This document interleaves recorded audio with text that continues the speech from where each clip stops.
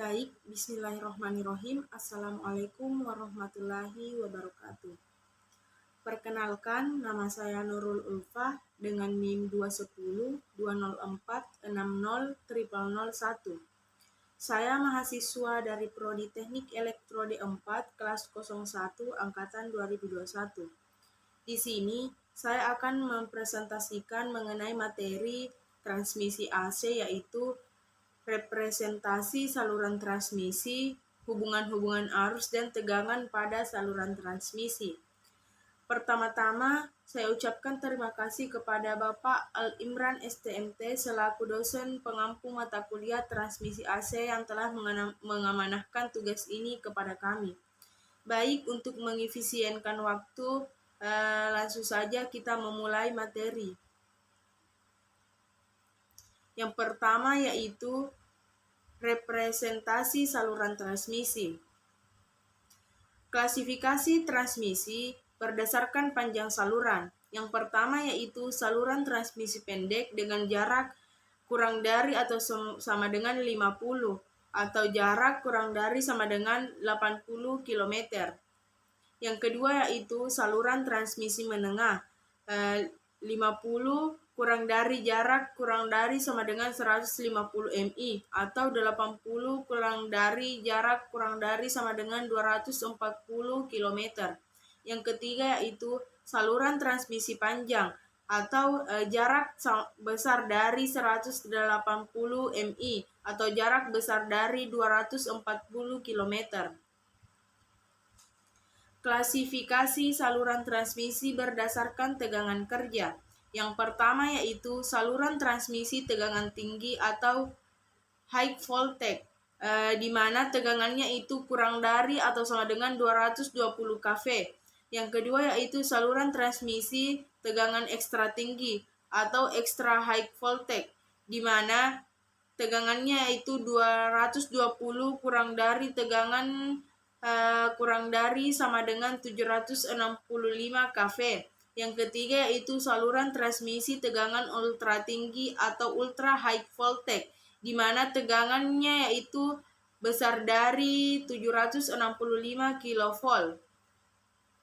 Standar tegangan transmisi di Indonesia adalah 66 kV, 150 kV, 380 kV, dan 500 kV. Dan klasifikasi saluran transmisi menurut tegangan kerja ini masih belum nyata. Klasifikasi saluran transmisi berdasarkan fungsinya dalam operasi. Transmisi yang menyalurkan daya yang besar dari pusat-pusat pembangkit ke daerah-daerah beban atau antara dua atau lebih sistem.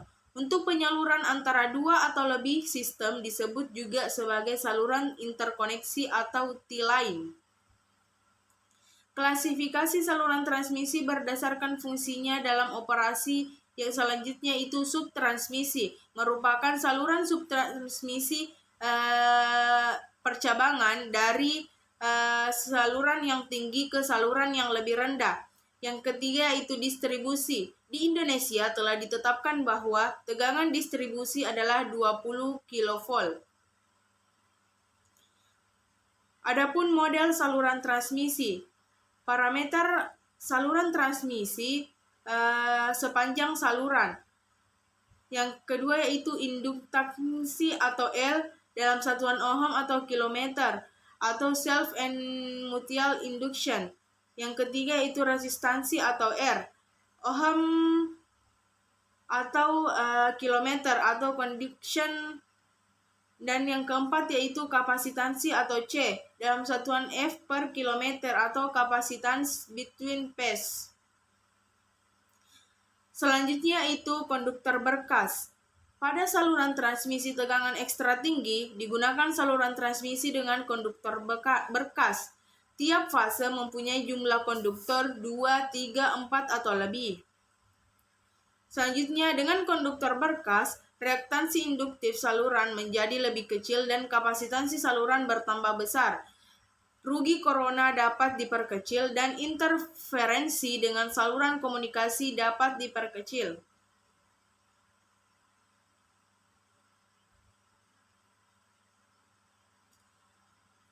Adapun diagram pengganti saluran transmisi. Saluran transmisi jarak pendek, diagramnya dapat dilihat pada tampilan berikut.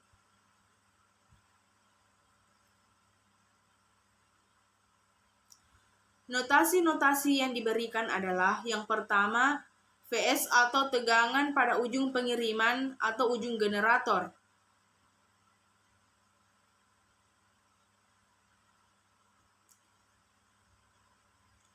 Yang kedua yaitu IS atau arus pada ujung pengiriman atau ujung generator. Yang ketiga yaitu tegangan ujung penerimaan atau ujung beban. Yang keempat yaitu IR atau arus pada ujung penerima atau ujung beban. Yang kelima yaitu Z sama dengan R ditambah JX sama dengan impedansi saluran.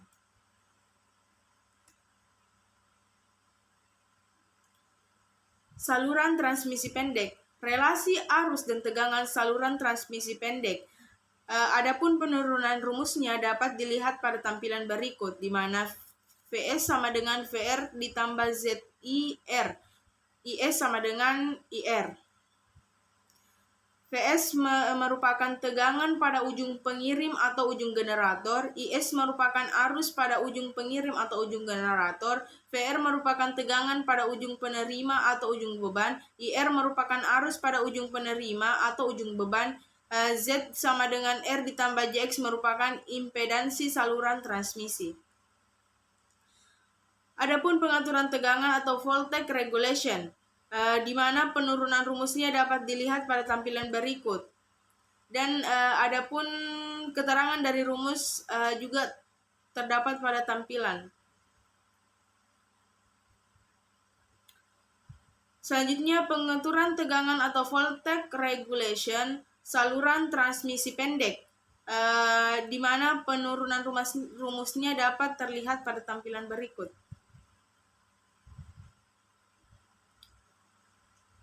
Selanjutnya kita masuk ke contoh soal. Adapun contoh soalnya itu, suatu saluran transmisi udara 3 fase 50 km 70 kV mempunyai konstanta R sama dengan 0,20 ohm per kilometer, X sama dengan 0,608 ohm per kilometer, Y sama dengan J 4,0 dikali 10 dikurang 6 mho per kilometer. Saluran transmisi tersebut menyuplai beban 30 megawatt atau MW dan faktor daya PF sama dengan 0,9 terbelakang. Tegangan pada ujung beban 70 kV atau kV.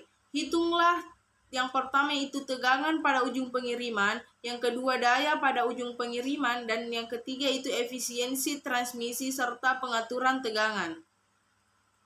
Adapun jawaban dari contoh soal tadi yaitu yang pertama, karena jarak saluran adalah 50 km, jadi saluran ini adalah saluran transmisi jarak pendek di mana kita menggunakan rumus yang ada pada tampilan berikut. Adapun penyelesaian dari contoh soal tadi yaitu dapat dilihat pada tampilan berikut.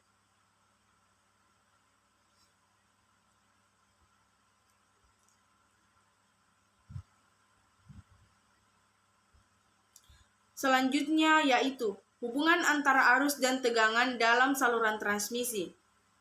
Hubungan antara arus dan tegangan dalam saluran transmisi sangat penting dalam dunia listrik dan elektronik.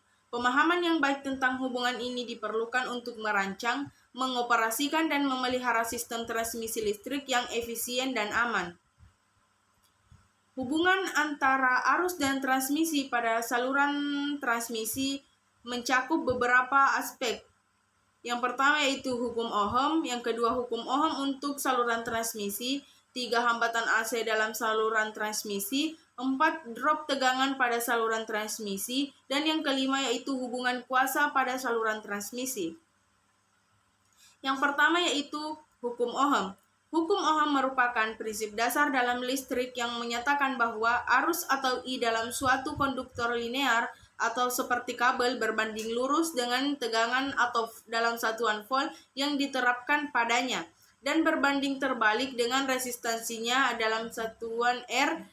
Adapun penurunan rumusnya itu seperti pada tampilan berikut, di mana V sama dengan I dikali R. Untuk keterangannya itu di mana V adalah tegangan dalam satuan volt, I adalah arus dalam satuan ampere, R adalah resistansi dalam satuan ohm. Ini merupakan prinsip dasar yang berlaku untuk semua jenis saluran transmisi, meskipun saluran transmisi biasanya memiliki resistansi yang rendah. Selanjutnya, yang kedua yaitu hukum Ohm untuk saluran transmisi. Dalam saluran transmisi, seperti kabel listrik atau saluran tegangan tinggi, hukum Ohm diterapkan dalam bentuk yang sedikit berbeda. Ketika arus mengalir melalui saluran transmisi dengan resistansi R, akan ada penurunan tegangan atau drop tegangan sepanjang saluran tersebut, yang dapat dihitung menggunakan rumus sebagai berikut, di mana V drop atau tegangan drop sama dengan I dikali R atau arus dikali resistansi. Yang ketiga yaitu hambatan AC dalam saluran transmisi. Dalam transmisi daya AC atau bolak-balik, terdapat juga konsep hambatan yang disebut impedansi dalam atau EZ. Impedansi terdiri dari dua komponen, yaitu resistansi dan reaktansi atau X. Impedansi digunakan dalam hukum Ohm khusus untuk AC yang disebut hukum Ohm AC dan dirumuskan sebagai berikut, di mana V sama dengan I dikali Z. Untuk keterangannya, V adalah tegangan AC dalam satuan volt, I adalah arus AC dalam satuan ampere, dan Z adalah impedansi dalam satuan ohm. Impedansi menggambarkan kompleksitas hubungan antara arus dan tegangan dalam saluran transmisi AC, yang juga memperhitungkan perubahan fase antara tegangan dan arus. Selanjutnya yaitu drop tegangan pada saluran transmisi. Salah satu tujuan utama dari perhitungan hubungan antara arus dan tegangan pada saluran transmisi adalah untuk mengukur dan mengelola drop tegangan. Drop tegangan merupakan penurunan tegangan yang terjadi sepanjang saluran transmisi karena resistansi kabel dan komponen lain dalam sistem. Jika drop tegangan terlalu besar, itu dapat menyebabkan masalah seperti penurunan daya listrik yang diterima di ujung penerima, atau bahkan dapat merusak peralatan sensitif. Dan yang terakhir yaitu hubungan kuasa pada saluran transmisi. Selain hubungan antara arus dan tegangan, penting juga untuk memahami hubungan kuasa atau daya dalam saluran transmisi. Daya dalam saluran transmisi dapat dihitung dengan rumus P sama dengan V dikali I, di mana P adalah daya dalam satuan watt, V adalah tegangan dalam satuan volt, dan I adalah arus dalam satuan ampere. Kuasa merupakan ukuran energi yang dikirim melalui saluran transmisi. Selanjutnya, contoh soal. Contoh soal yang pertama untuk hubungan arus dan tegangan pada saluran transmisi. Yaitu sebuah saluran transmisi memiliki resistansi sebesar 0,2 ohm dan mengalirkan arus sebesar 100 ampere. Hitunglah drop tegangan dalam saluran tersebut. Adapun solusi atau jawaban dari contoh soal yang pertama itu menggunakan rumus drop tegangan seperti pada tampilan berikut. Nah, dari hasil perkalian rumus di atas, dapat dihasilkan drop tegangan dalam saluran transmisi adalah 20 volt.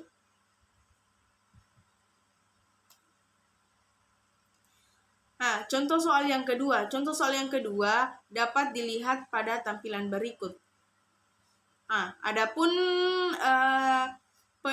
penyelesaian dari contoh soal yang kedua ini dapat dilihat pada tampilan, yaitu kita dapat menggunakan hukum Ohm AC dengan menyatukan resistansi atau R dan impedansi atau Z sebagai satu nilai kompleks Z atau Z total. Adapun rumusnya adalah sebagai berikut seperti tampilan pada layar. Nah, adapun penurunan dari rumus sebelumnya yaitu seperti pada tampilan pada layar. Nah, setelah menghitung Z total, sekarang kita bisa menghitung tegangan menggunakan hukum Ohm AC, di mana V sama dengan I dikali Z total. V sama dengan 60 ampere dikali 0,583 ohm sama dengan 35 volt. Jadi, tegangan AC dalam saluran transmisi adalah sekitar 35 volt. Nah, itulah tadi presentasi materi dari saya. Lebih dan kurangnya mohon dimaafkan. Adapun referensi buku yang kami gunakan yaitu yang pertama buku transmisi dan distribusi tenaga listrik yang ditulis oleh Dr. Ramadhani Syaputra. Referensi yang kedua yaitu tentang transmisi tenaga listrik, di mana ini merupakan modul bahan ajar SMK kelas 11, kurikulum 2013, teknik jaringan transmisi tenaga listrik. Dan referensi yang ketiga yaitu transmisi daya listrik oleh Cekmas, Cekdin, dan Taufik Berlian. Baik, sekian presentasi dari saya. Wassalamualaikum warahmatullahi wabarakatuh.